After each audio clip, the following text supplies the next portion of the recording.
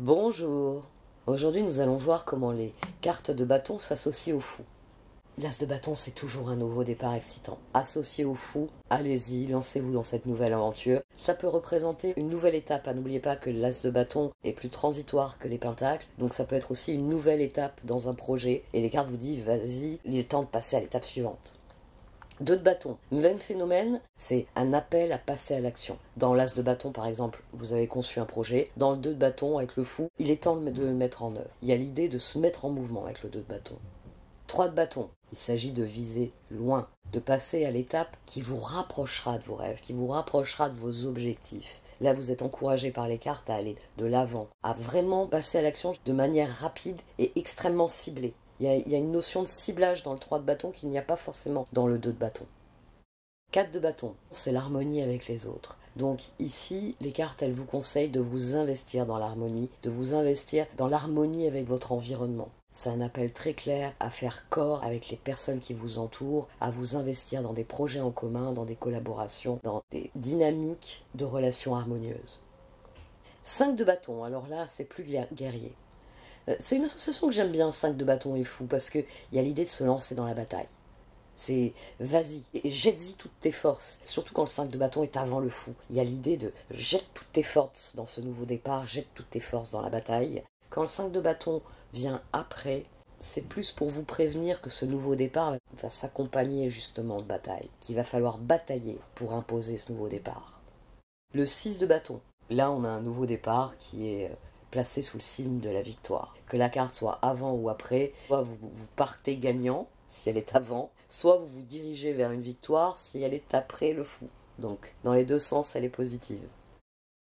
Le 7 de bâton, c'est une carte qui vous encourage à avoir confiance en vous. Confiance en ce que vous croyez profondément. Ça vous renvoie aux chars et aux étoiles. Donc c'est un appel à croire en ce nouveau départ, à vous investir. C'est comme le 5 de bâton. 7 de bâton, fou.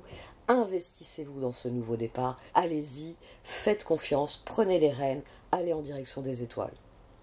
De bâton, elle a deux sens. Le premier sens, l'originel, c'est un appel à passer à l'action. C'est un appel à l'action rapide. Dans un 8 de bâton, vas-y, fais-le. C'est pour ça que, avec notre ère moderne, c'est devenu la carte de communication par excellence. Parce que souvent, la chose la plus immédiate que l'on peut faire dans un nouveau départ, c'est tout simplement de dire « J'ai décidé que ceci ne m'intéresse plus et que je vais me concentrer sur cela ». 8 de bâton. Vous avez pris fou, vous avez pris votre nouveau départ en matérialisant verbalement. Ensuite, c'est la carte d'action rapide. Normalement, quand on dit quelque chose, on le fait dans la foulée. Le 9 de bâton, ça fait appel à votre détermination. Le 9 de bâton avec le fou est un peu plus dur parce qu'il va renvoyer à l'ermite.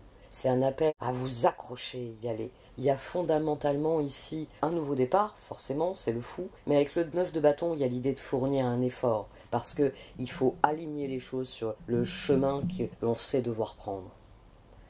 Le 10 de bâton, ça peut être une carte qui symbolise votre épuisement, ça peut être une carte qui symbolise que vous en avez fini avec l'étape qui se termine, là maintenant, le cycle qui se termine, et que le moment est venu de passer au cycle suivant. Vous êtes parvenu au bout de quelque chose avec le 10 de bâton, et le fou est un appel très clair à prendre un nouveau départ. Donc, un renouveau, quoi qu'il arrive. Le page de bâton, lui, il est joueur par définition. Page de bâton fou, vu que ces deux cartes sont très proches, ce sont deux archétypes qui se recoupent dans beaucoup de leur signification. Faites-vous plaisir, quelle aventure vous tente? Il y a fondamentalement les cartes qui vous disent que le moment est venu de jouer, le moment est venu de s'amuser. Le chevalier de bâton, il ne se contente pas d'être joueur, lui il est aventurier. Il veut aller voir là-bas derrière, qu'est-ce qui se passe. Donc, avec le fou, les cartes vous disent de vous lancer dans l'aventure avec enthousiasme, avec toute la passion, tout le feu que vous êtes capable de développer, avec votre créativité en étendard. Il y a un appel à se lancer dans l'aventure qui ici est très clair. Comme toujours, reine et roi de bâton, ça peut représenter un nouveau statut. C'est un appel à exprimer ce que cet archétype, que ce soit la reine ou le roi de bâton, ce qu'il est fondamentalement. Donc avec la reine de bâton qui par essence est une exploratrice, il y a un appel à profiter de la vie et des opportunités, des occasions de se faire plaisir.